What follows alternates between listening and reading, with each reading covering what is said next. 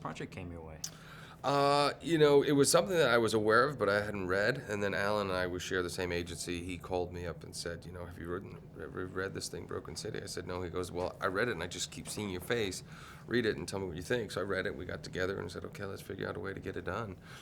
And then, I went to my friend, and who had been asking me to make movies with him for a long time, and we just didn't find the right projects. And I said, why don't you finance this one?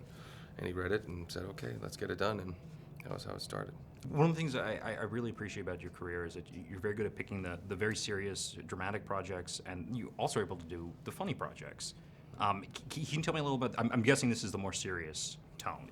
No, this is full blown comedy. No, this was right after Ted. We shot it right after Ted, and I knew that going into that movie, I always love to find the complete opposite of the last project that I did, and keep people on their toes and challenge myself, really.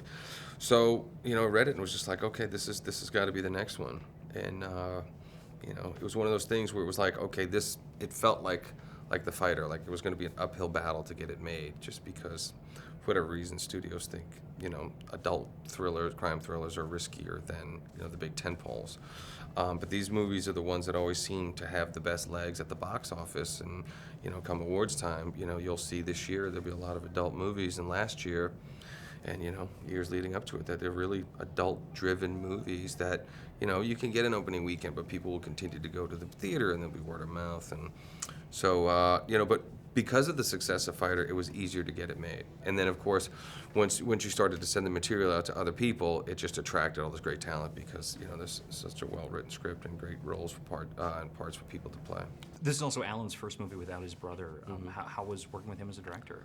It was great. I'd never worked with him and his brother together, so I'd never seen them and how they kind of complemented each other, what roles they played. So, we had a great time. We've known each other a little bit here and there too, and it was a very fun experience. It was like, because movies can be hard and people can be difficult, and everybody they loved the material. We had a short amount of time, and we had a lot less money than you would normally have to make a movie like this.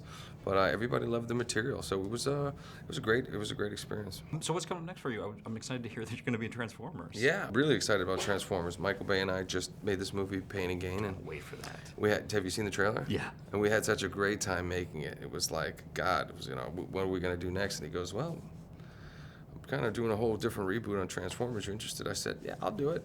And because I love the idea, and I think we can make something really cool and kick-ass. This is not like, well, it's already established, I'll just go in there and get a paycheck. I come in, thinking that this is the most important role in my career, and I could do something special. And it's also the only time my kids have ever been interested in a movie that I'm making.